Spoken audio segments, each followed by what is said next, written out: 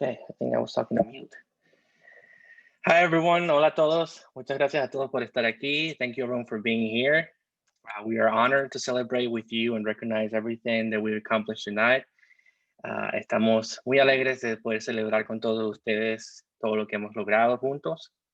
Voy a explicar cómo funciona la herramienta de interpretación. I'm going to explain how the interpretation tool works. Para hacer nuestro evento accesible, tenemos dos canales, uno en inglés y otro en español. Nuestros intérpretes son Cristian Ávila y Esperanza Roncer. Cristian va a interpretar el español al inglés y Esperanza va a interpretar el inglés al español. Entonces, ahí en la imagen pueden ver que pueden ir a la parte de abajo de la pantalla y seleccionar interpretación o interpretation y seleccionen el lenguaje que prefieren. Todo el mundo tiene que seleccionar uno de los lenguajes, así sean bilingües, para que puedan escuchar. So, in order to make this event accessible to everyone, we're hosting in two languages, and there's two channels that you can select, one in English and one in Spanish. Our interpreters are Cristian Ávila and Esperanza Roncero. Cristian will be interpreting Spanish into English, and Esperanza will be interpreting English into Spanish. So please go to the bottom of your screen. You can see the image here, and there is an option that says interpretation, and then you can select which language you want, and you do have to pick one of the languages so that you can hear, even if you're bilingual.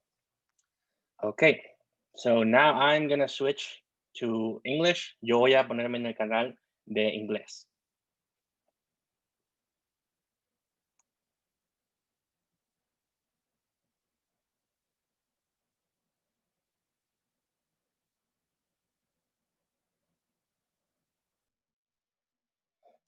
Okay.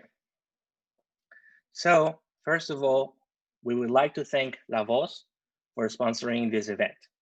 La Voz is a Spanish language radio show on Radio Kingston. WJCNY has a long-standing spot on the show to share worker rights education and information. So I think the first thing we're gonna do is a fun thing, which is Sarah is gonna introduce our cocktail and mocktail for the night. So you have the floor, Sarah. Thank you, Gabriel. Hi, everybody. So hopefully you should have gotten our mocktail cocktail signature drink for the night. I have mine right here. It's got a little cinnamon stick in it. In case you didn't have a chance to mix it up yet, I'm just going to go through how to make this drink at home. It has a lot of ingredients that we might already have in our houses. So it's just a nice way to keep things warm and spicy. So let me share my screen really quick.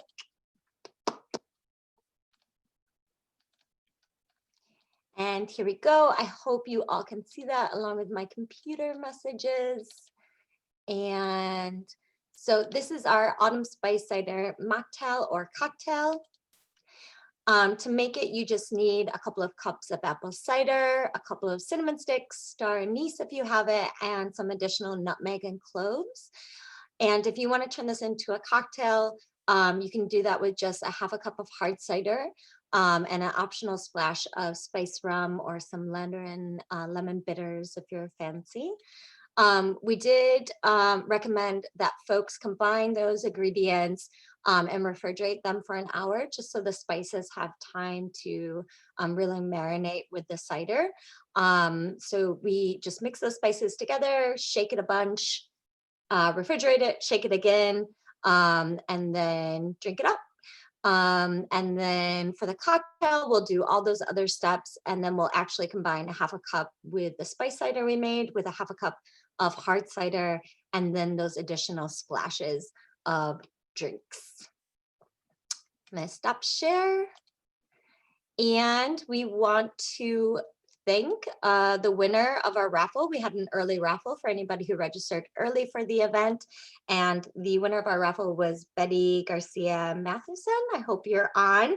But Betty had a Worker Justice Center t-shirt and ingredients sent to her house before the event. So congratulations, Betty. And before we start the program, I'd just like to offer up a virtual toast. This year was really difficult for so many of us in so many ways, but we're still a strong community, and we're here together fighting for what's right and what's just. So if you have a drink in your hand, please raise it at this time. I hope you all have something. I actually have a glass of wine and my cider. And for a toast, may the best of the past be the worst of the future. And salud.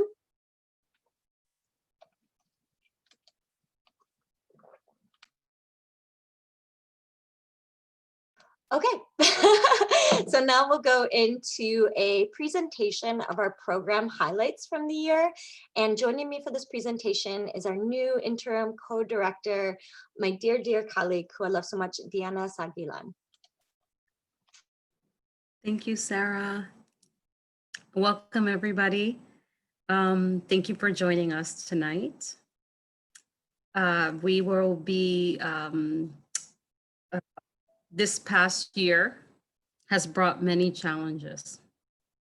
Challenges for our community, challenges for our nonprofits, and it also has highlighted many challenges that existed pre-COVID. We are grateful for all the support that you have given us and the dedication to all workers in our state. I'm excited to share with you all the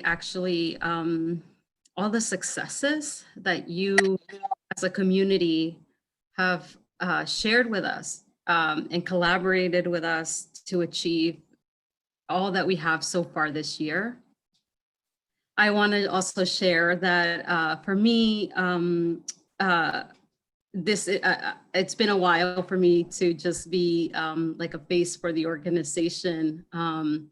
In doing the slide, there's two little humans here and that begin the slide that actually I think help me ease my nerves. And so these two children are really dear to my heart and really young advocates that are part of the community. So, and they're my children. So it's a good start for me to kind of ground me and realize just community and family is just really important in our work. So let's begin. So first we'll start with our legal victories. And the first case that I wanna highlight is a case against Mount Kisco Diner. It's located in Westchester, New York. It was a case brought by 11 former employees there. And this case, in this case, we recovered $900,000 in unpaid wages. It was a business that gained success by exploiting its workers. And as my colleague Maureen stated here, this case made it clear that exploiting workers is a losing business proposition for employers. And another, I guess, tidbit is that this Mount Kisco Diner is one of Governor Cuomo's favorite places to eat when he is in that county. So it's really important just for the impact in that county as well.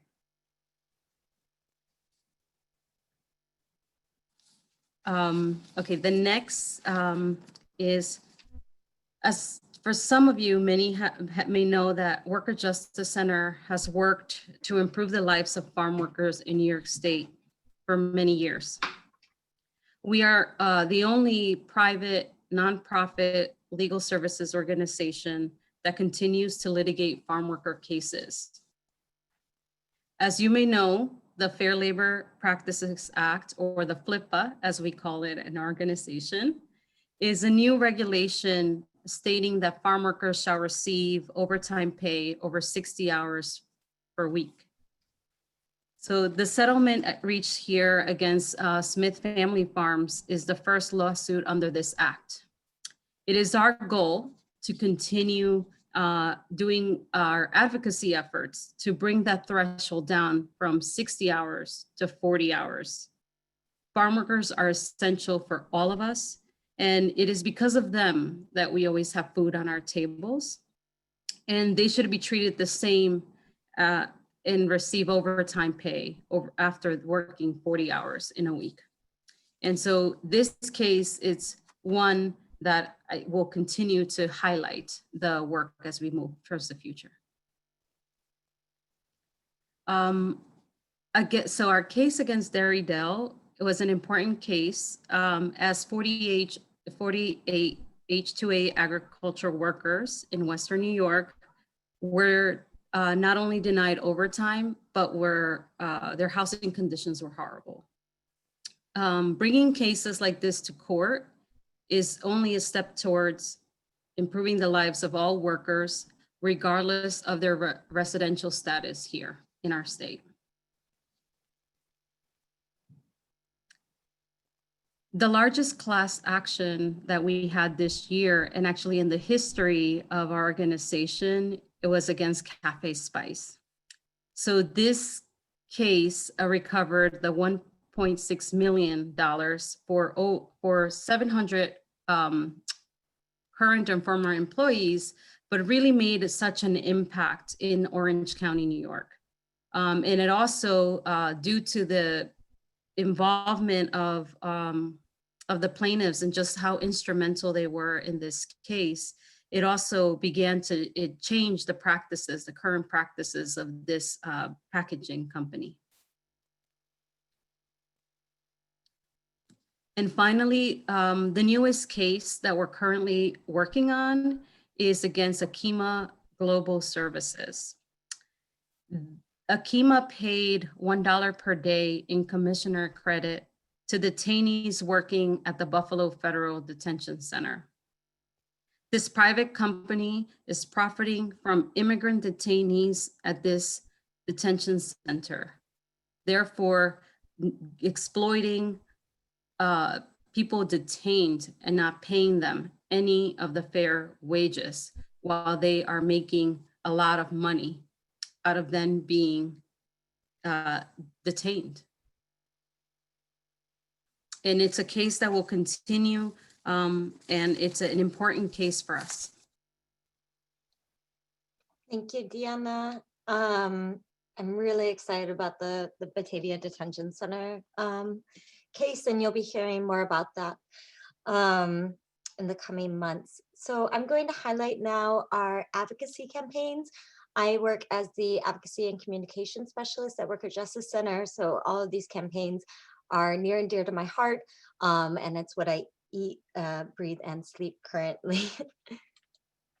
So starting off, when we realized COVID was going to be a thing, I think all of us realized really quickly that as much as COVID has impacted all of our lives personally, it was going to disproportionately affect those who we would consider more vulnerable in society, whether based on their status, their type of employment, their gender. So we began advocacy efforts with Governor Cuomo and state legislators in the beginning of March, I believe, advocating for protections for foreign workers during COVID-19, as well as financial relief for workers and the establishment of health and safety regulations for essential workers. This was a big campaign for us, and it wasn't until May of this year that New York State released their COVID-19 prevention response guidelines for egg employers, excuse me. And then in August, they launched mobile testing programs for migrant and seasonal workers. And while this was what we have been advocating for, and it was a really big step forward, finally, these regulations they're guidelines essentially, so that they aren't enforceable. So we're continuing to advocate for enforceable health and safety protections for farm workers and all essential workers, and also for the creation of an excluded worker bailout fund, which goes into our next campaign. So the Excluded Worker Fund, if you're on social media, you can find it by #FundExcludedWorkers or #MakeBillionairesPay. And the idea of this is to tax billionaires to provide emergency income to excluded workers. Some statistics: 9 out of 10 Black and Brown immigrants have reported a job or income loss since COVID. That's 9 out of 10. only 5% have received unemployment insurance. So we're talking about essential and excluded workers. And the idea is to tax billionaires on their income investment to provide emergency income to these New Yorkers who haven't received any relief. And that would come as a flat rate monthly payment of $750 to every worker going back to when COVID-19 had its impact. And this would be from a mark-to-market tax, which is estimated by the Fiscal Policy Institute to create 5.5 billion a year. So it's a huge revenue generator, and it would go to benefit our excluded and essential workers. The next campaign that we've been working on, and I just want to say all of our advocacy efforts this year have been, a theme of them has really been big coalition work. So working in coalition with so many organizations across the state to really leverage our unified power on these really important issues. So the next is the New York HERO Act. And what that would do would be to create enforceable health and safety standards. It would also create worker committees. So workers would have a chance to form their own health and safety committees in the workplace, and it would protect them from retaliation. So some folks might have read news stories about workers in plants, workers in the job who were being expected to work under really unsafe conditions for COVID. And when they spoke out about it, there was retaliation, they got fired. So this would protect against retaliation. Both of these are hopefully could be coming up when the legislature reconvenes in December or January. So we're still pushing both these important legislative pieces into the coming months. And Deanna? So, yes, so our education and outreach team was had to really change the way of how we did and spread our information to the communities. Due to the pandemic, we had to learn all the digital ways of and how to be able to get information, crucial information to the communities we serve. So far, virtually, we have trained, or we had 28 families through the virtual family preparedness clinic that we hold in collaboration with the Volunteer Legal Services Project and the Cornell Farm Worker Program. Also, through this pandemic, we've been able to assist families who have been affected negatively and have economic hardship due to this pandemic, where we have received funds and directed all of those funds directly to families. And that amount of 74,000 continues to grow, as there are a lot of other funders and donors who have been able to help us increase that number, and continues to increase as we continue to be affected by the pandemic. We have conducted 21 virtual and began for a bit doing outdoor socially distanced community legal education. And out of those, we reached about 319 participants. We broadcast 22 Know Your Rights presentations via Facebook and have had 12,000 views.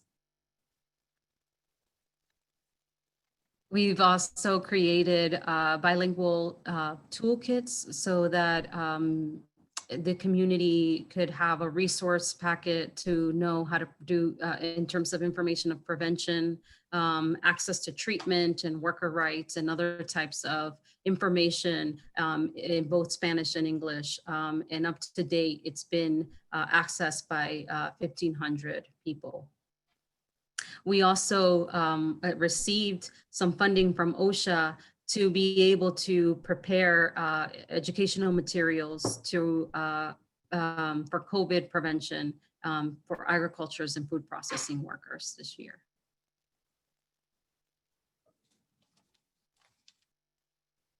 So that brings us to our next program department, which is the Anti-Human Trafficking program. Our program is nationally recognized as a leader professionally in anti-human trafficking, and the team is often asked to give workshops or trainings around the country. So this year, the team was invited to speak at the Cooks County Human Trafficking Task Force annual conference. We presented on labor trafficking and the platform economy. And the team also trained the Colorado Legal Services on how to conduct outreach and investigations of labor trafficking in the hotel industry with a focus on guest workers under H-2B contracts. I will just say, in speaking of folks who are more vulnerable with COVID-19, there's been international uptick in human trafficking and as well as child labor. There's an increase, a dramatic increase in social isolation and vulnerability. So we were able to, the Human Trafficking Department was able to safely support 28 victims and survivors of human trafficking with services ranging from legal representation to case management and referrals.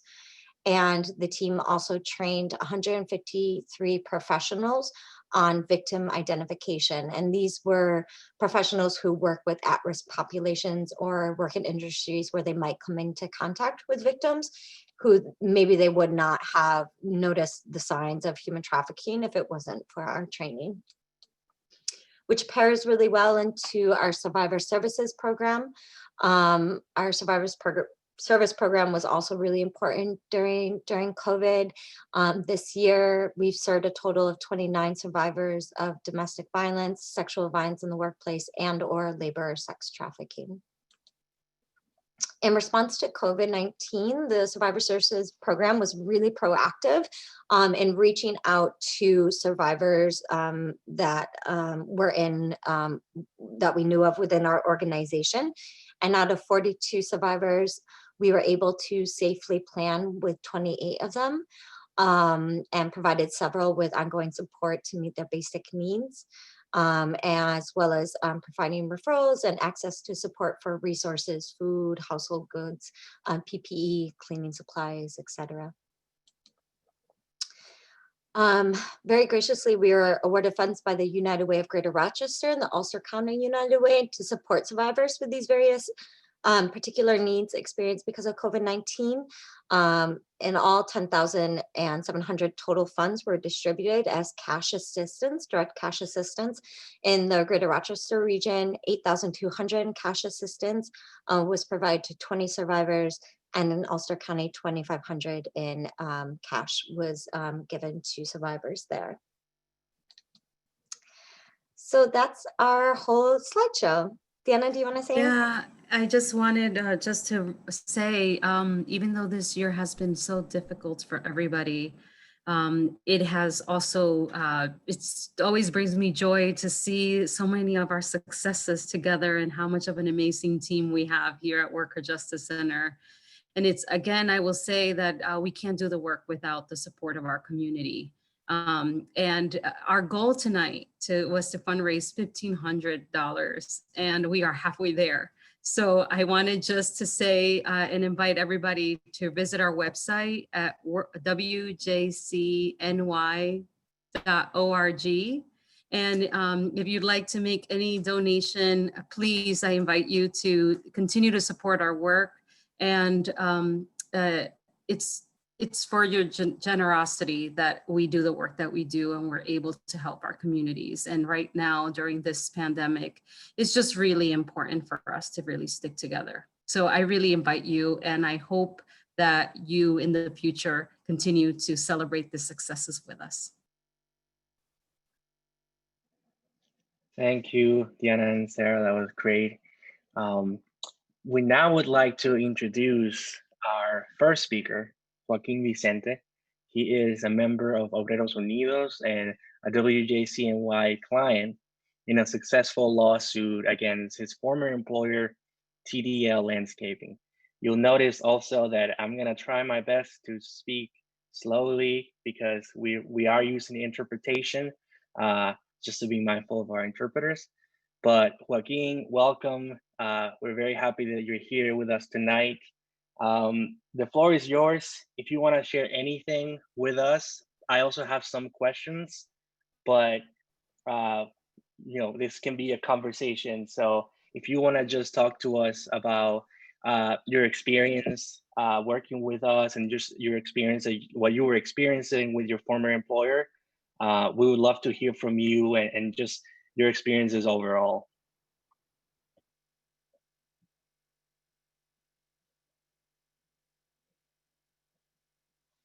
I think he's just trying to figure out how to unmute himself. Give him just a minute here.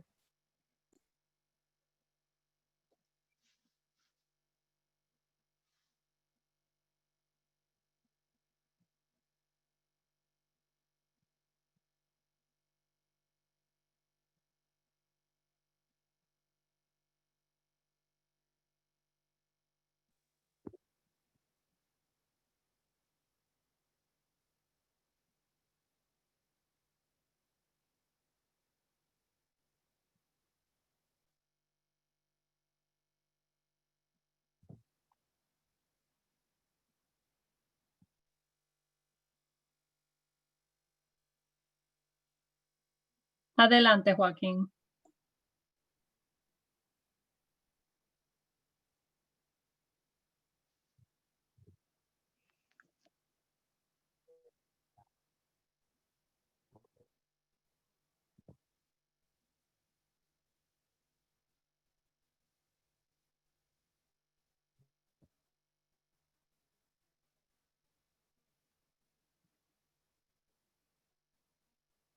Espere un momento, perdón, no le escuchamos. Perdón. Joaquín, espere un momento, no le escuchamos.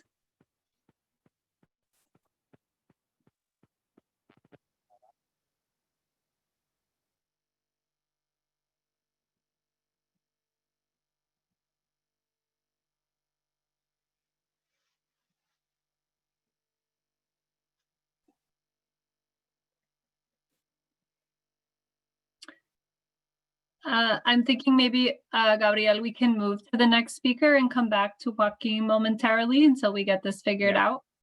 Yeah. I'm so sorry, everyone. This is just kind of the nature of things, everyone. Thank you for being patient. We're all learning as we go. But to us, it was just very important that we could figure this out with interpreting.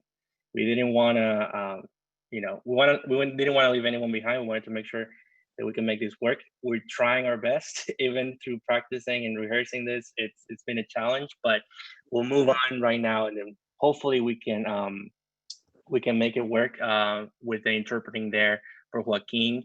So what we'll do is I will move on to our two special guests for this evening, who are Mili Treviño Sauceda and Elvira Carvajal. So I'll just give a couple of brief bios for them. Mili is the executive director and co-founder of Alianza Nacional de Campesinas, or the National Women's Farm Worker Alliance. Born to a migrant farm worker family, she worked in agricultural fields since age 8 and became a union worker organizer with the UFW in the 70s and early 80s. Mili co-founded Líderes Campesinas in 1992, the first state-based farm worker women's unique grassroots organization that became a movement of campesina leaders advocating on behalf of campesinas. Mili served as the executive director of Líderes Campesinas for over 12 years and became president of emeritus of the organization. In 2011, co-founded Alianza Nacional de Campesinas, the first national grassroots-based farm worker women's organization. And Elvira is the co-founder and president of Alianza Nacional de Campesinas. Elvira is originally from Michoacán, Mexico, and started working in the agricultural fields at the age of 8. She represents the Farm Worker Association of Florida with La Via Campesina on gender issues, as well as pesticides and labor rights. She's a pioneer and co-founder of Alianza Nacional de Campesinas. Through all this, Ms. Carvajal is also daily interacting in and with the community, contacting pesticide health and safety trainings with community members, dealing with cases of wage theft and workplace harassment, reporting cases of pesticide exposure, helping families impacted by immigration detentions and deportations, and more. So without further ado, here is Emilia and Elvira. Bienvenidas. Thank you for being here.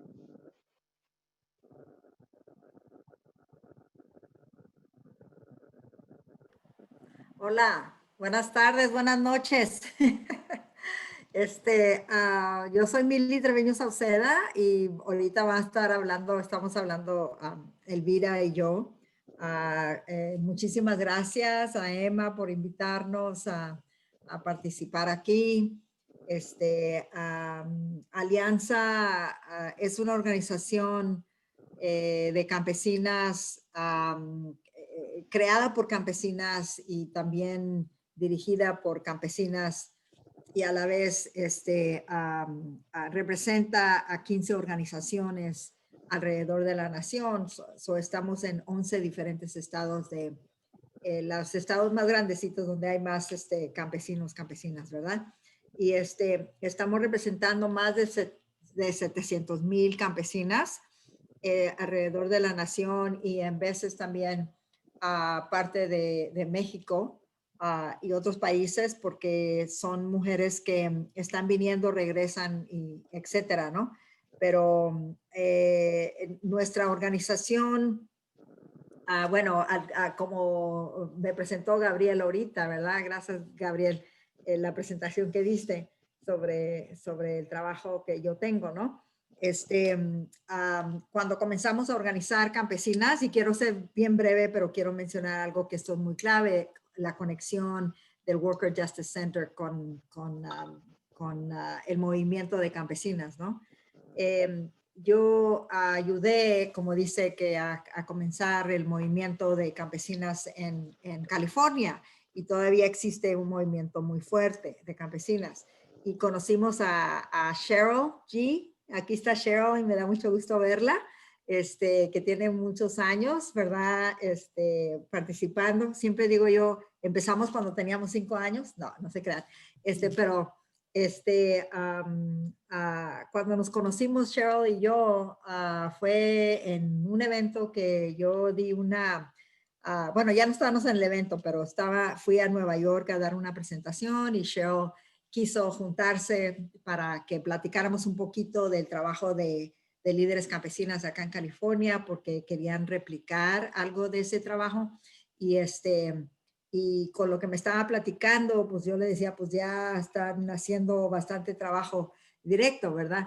Yo anteriormente había trabajado con servicios legales acá en California también, otro muy parecido al Worker Justice Center que está en Nueva York, ¿no? Entonces nos comunicamos muy bien y de ahí en adelante hubo la comunicación de diferentes maneras.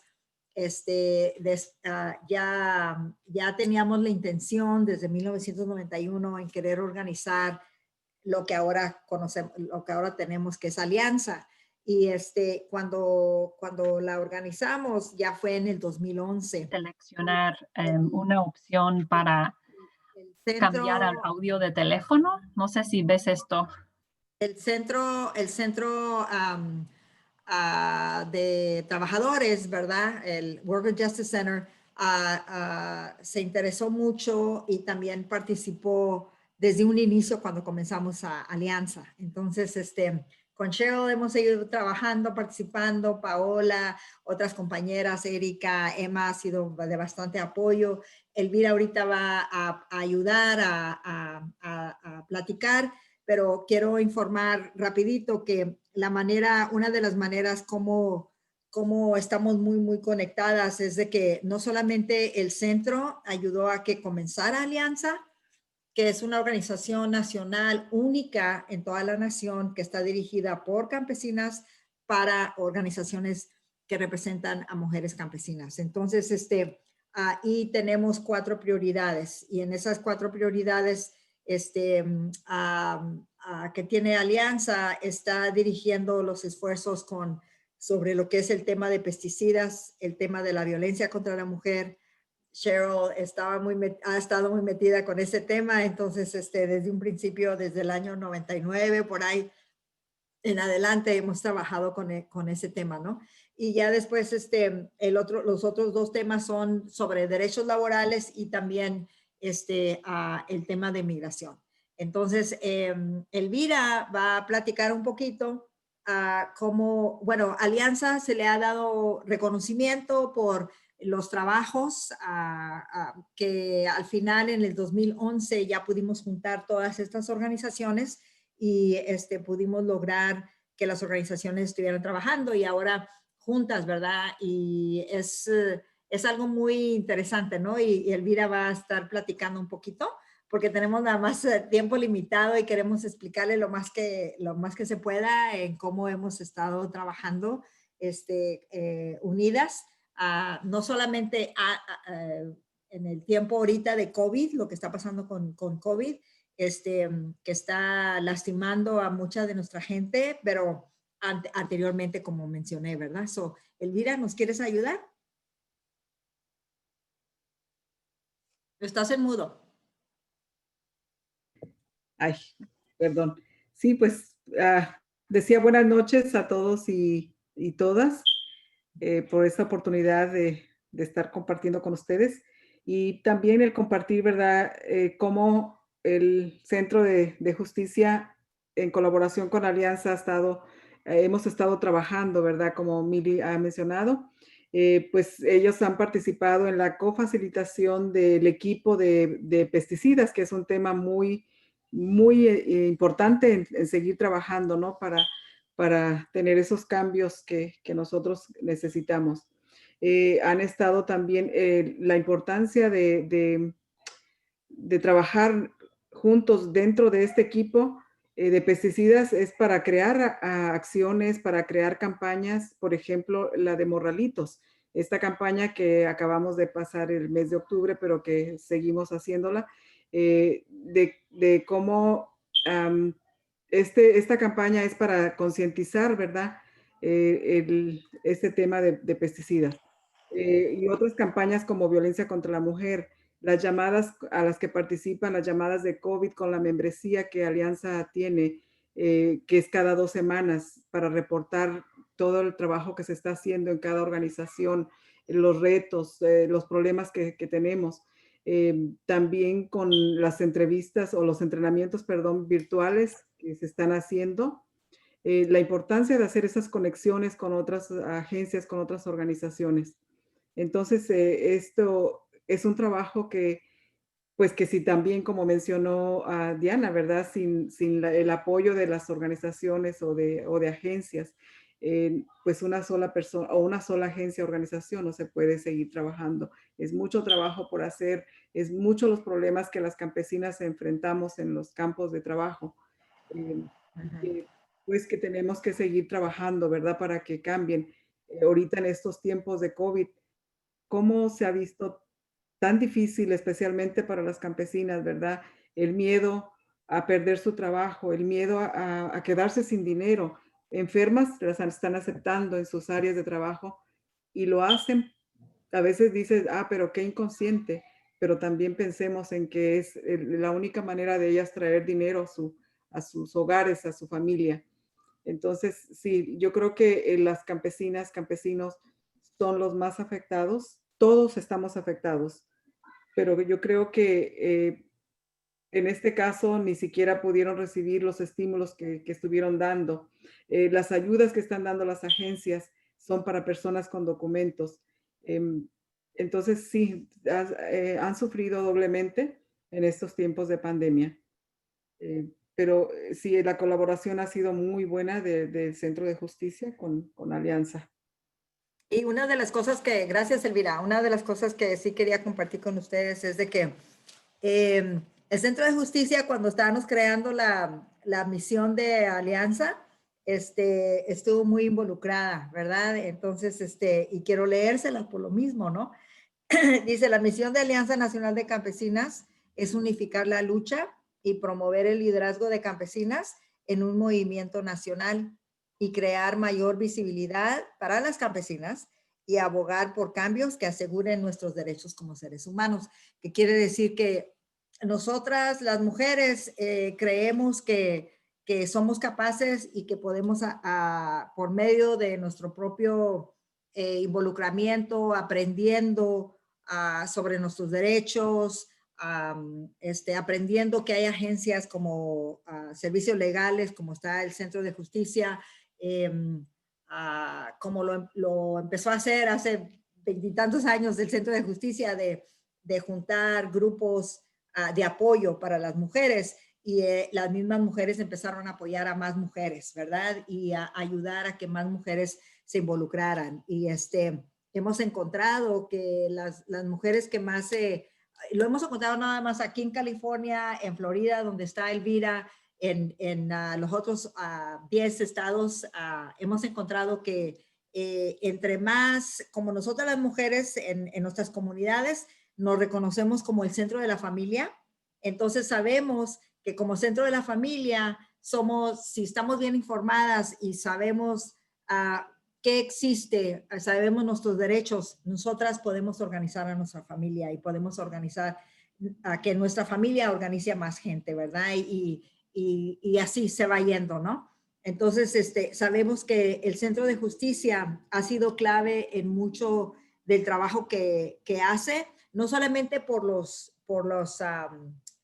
servicios que provee al hacer demandas, al hacer quejas, sino también el involucrar a las mujeres y a la gente, ¿verdad? Que está apoyando, ayudándoles a darse cuenta que estas personas pueden ser también agentes de cambio, ¿verdad? Que pueden ayudar a más personas a que haya cambio, que conozcan más sus derechos, que conozcan dónde están los servicios, que sepan a dónde ir, que sepan a dónde recurrir. Si siguen organizando de esta manera, se van a dar cuenta más personas qué derechos tienen, y también se van a dar cuenta de qué manera, no solamente cómo pueden involucrar a más personas a que sepan sobre sus derechos. Y esto es lo que han dado buscando siempre a través de los años que conocí al Centro de Justicia.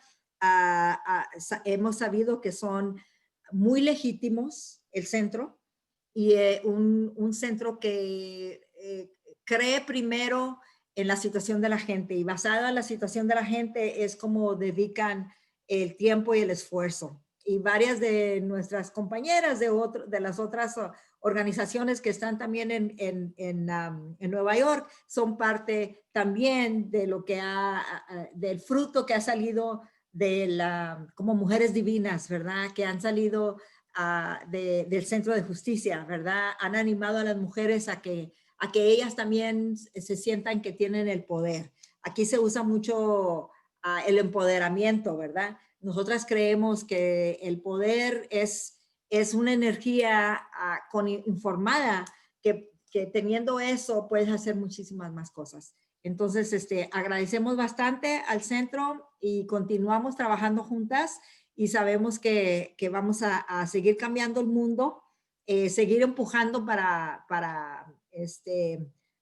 que la gente tenga trabajos dignos, que haya mucho respeto, y que también que la mujer tenga muchas más oportunidades, porque eso es lo que ha sabido hacer el Centro de Justicia, apoyar a que la gente no solamente reciba servicios, sino que también la misma gente se involucre y ayude a hacer cambios en su comunidad. Muchísimas gracias.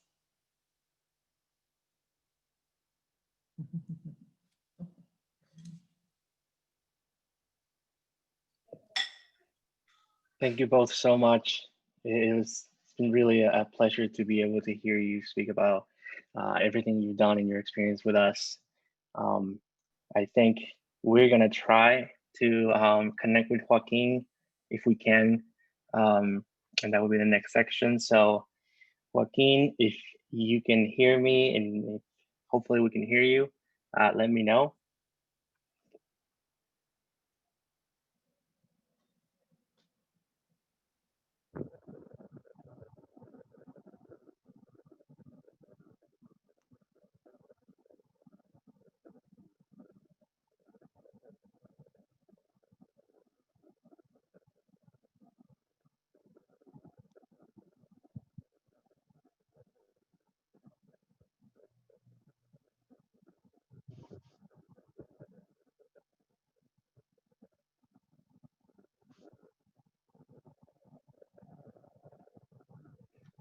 Joaquín, ¿usted me escucha?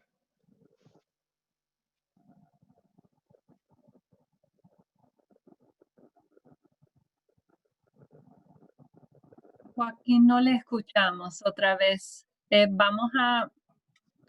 voy a hacer una cosa. Le voy a llamar por el WhatsApp para que usted hable.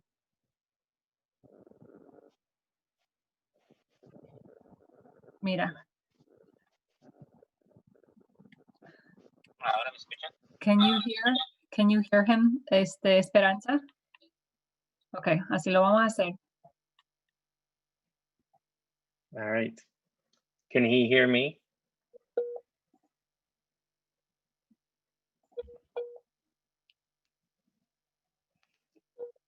One second, one moment.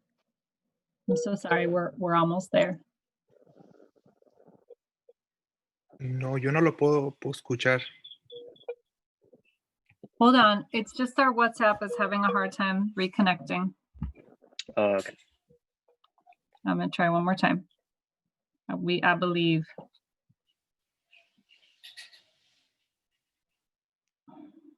Did our internet just go out or something? I seriously don't. We still hear you, so you should be. Hold on. Oh my goodness. Okay.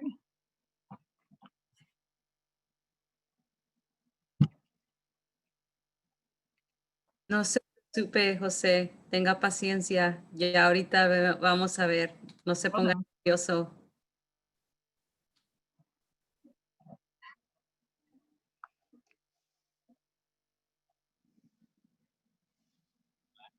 Ahora sí.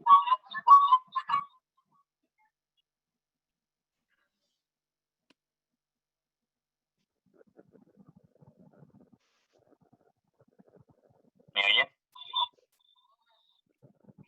Sí, le digo, tal vez sea el problema de mi internet también. Mi nombre entonces Joaquín Vicente. Trabajo en la construcción. Hace aproximadamente 4 años estuve trabajando en una compañía TDR.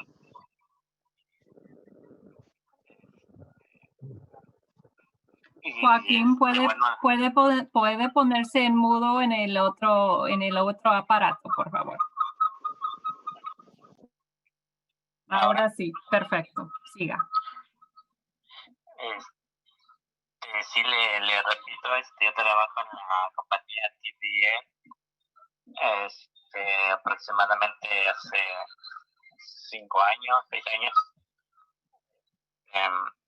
Allí el trabajo estábamos a veces a las 6 de la mañana en la yarda o a las 7, diferentes horarios. Trabajo, la compañía no nos reconocía.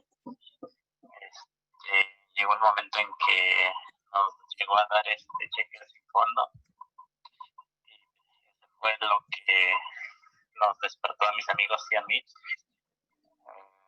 Entonces, renunciamos al trabajo porque no podíamos seguir trabajando así con cheques sin fondo.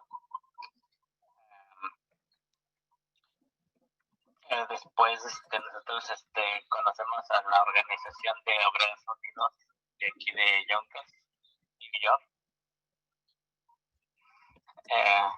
con la señorita Janet. Ella nos informó que podíamos hacer algo para recuperar ese dinero perdido, y ya nos contactó con Robert, el abogado Robert, y señorita Maureen, y entonces ellos procedieron para poder ayudarnos a poder tratar de recuperar todo ese dinero perdido.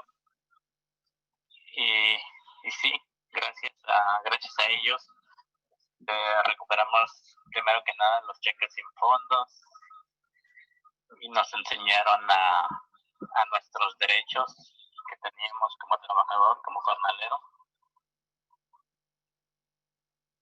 y se peleó por un caso más de horas extras que nos pagaban. A veces trabajábamos más en la tarde y no nos pagaban, solo nos pagaban horario normal. Y pues nada, estoy muy agradecido con ellos. Ahora se batalló muy fuerte en el corte con mis amigos y los abogados. Pero logramos ganar el caso. Ahora ahora mismo estamos peleando para buscar el dinero, que está difícil todavía, pero ahí estamos en la lucha. Y pues nada, lo único que le aconsejo a los demás trabajadores que le echen ganas y que conozcan sus derechos para que no se dejen explotar. Aunque no tengamos documentos, también tenemos derechos, somos personas y tenemos a gente buena como las organizaciones, como los abogados que nos apoyan, que nos ayudan, que no tengan miedo.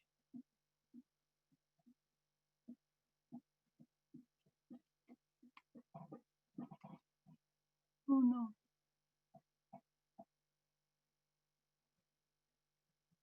Un momento. Joaquín. Está Siga. bien.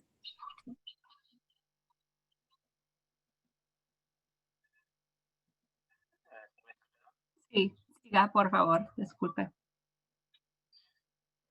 Y sí, les digo, eso es todo. Ahorita estamos en lo último, peleando por agarrar el dinero que ganamos ahí gracias a los abogados. Y pues, como les digo, las organizaciones, a los abogados, les digo a la gente que defienda sus derechos, para que no tengan miedo. Y eso es todo. Thank you, Joaquin. I had questions prepared for you, but you pretty much did it perfect. You answer all my questions without me even having to ask them. So thank you very, very much for being here with us. It's very meaningful for us that you're here sharing your story.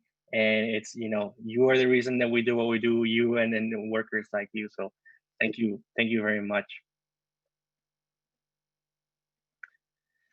So that was awesome to hear. On that note, I just want to, reiterate that all this work that we do, that we're very passionate about, we do it thanks to your support.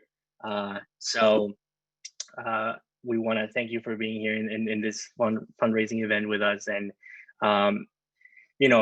we always can use your support. We do what we do thanks to your support. So if you're able to, you can make a donation at our website. Emma put it in the chat box. It's WJCNY.org. And you can also mail a check. We can put the address in the chat box as well. And we just want to thank you so much for your support. For those of you who are attending here that already supported, we are very, very thankful. And we also, I believe, should have some time for questions for Q&A with staff members. So there's different ways we can do this. You can put your questions either in the chat box or in the Q&A tool. And we would love to hear your questions, and we would love to answer them, and we will pass them on. Several staff in here that are able to answer questions. If you have specific questions about either of the programs you heard about, or our goals or our plans for the future, this will be the time for you to enter your questions.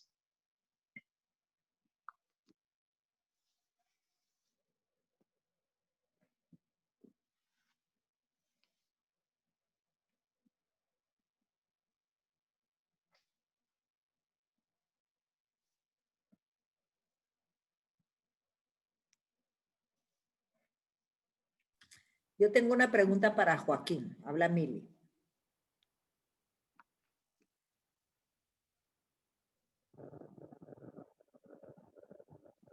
¿Puedo preguntarla?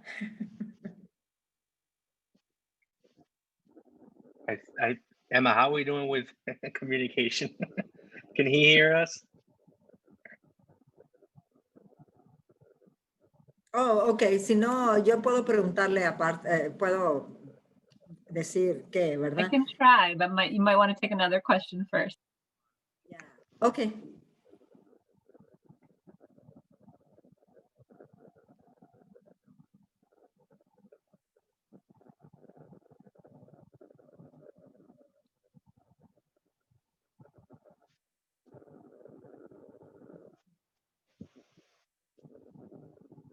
Se escuchaba muy, muy despacito, pero sí, escuché muy bien la interpretación de usted. Gracias.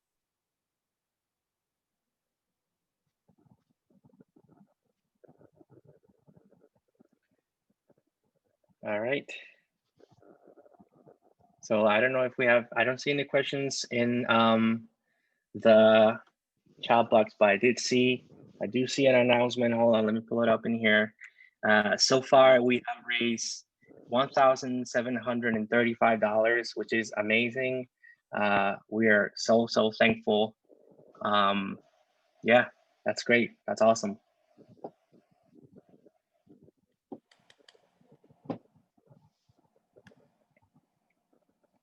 So if you don't have questions, Emma, Patty, I don't know if you give me the nod. We can wrap it up if you want.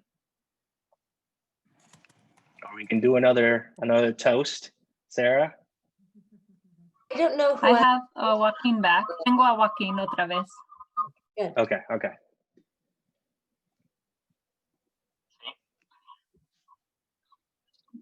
¿Quiere hacer su pregunta, Meli? Sí, Joaquín, nada más quería saber de parte de usted el recibir el apoyo de un centro como es el Centro de Justicia. ¿Qué recomienda usted a las personas que estamos aquí, verdad? En cuestión de qué tan importante es apoyar a estos grupos, ¿verdad? ¿Piensa usted que estos grupos necesitan más apoyo para que haya más servicios a la gente como usted que necesita de apoyo? A ver, platícanos un poquito.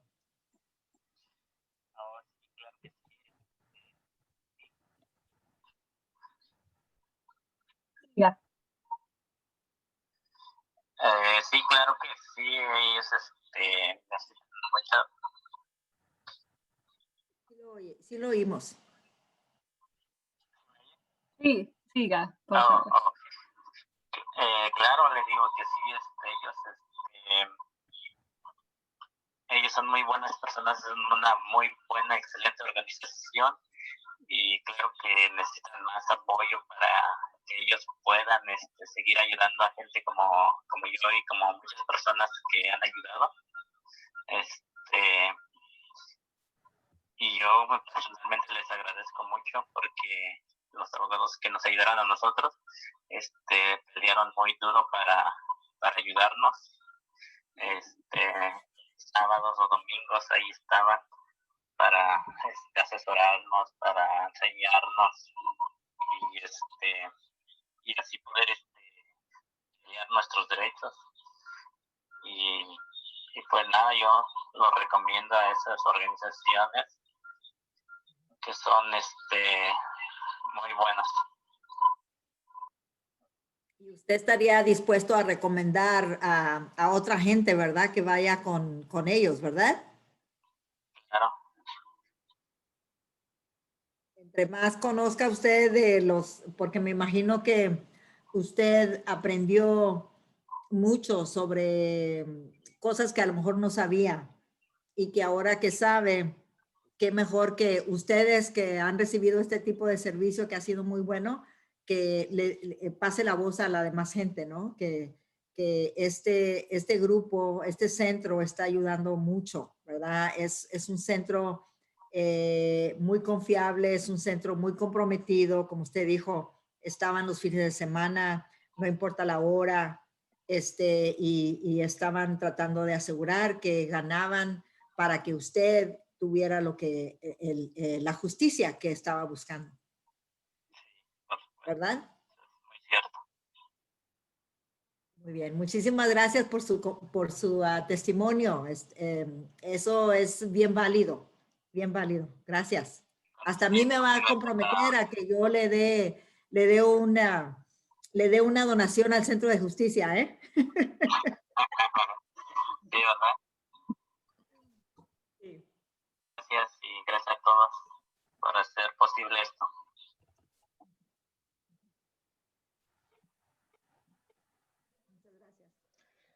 Thanks so much, everyone. Thanks to our speakers. Thank you, Emily, Elvira, Joaquin. It's been great seeing you all and celebrating with you all and sharing with you all. I will have my empty mug now, but cheers to everyone that's still doing a happy hour. And yeah, we're very, very thankful that you attended. If you didn't want to see more information about us or support us, anything, you can go on our website. All the information is in the chat box, but WJCNY.org. Thank you so much. We're very thankful for this opportunity to be with you all. Thank you, everybody. Gracias a ustedes. Gracias. Ustedes. Thank you, everybody. Thank you. Todos, gracias. Thank you. Un placer. Gracias. Thank you. Good Gracias. night. Gracias.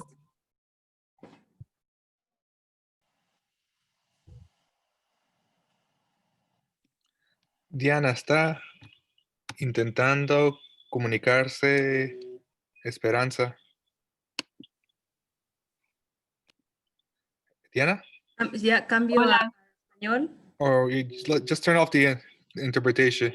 Oh yeah, Okay. I'll just turn it off altogether. All You can right. stop recording.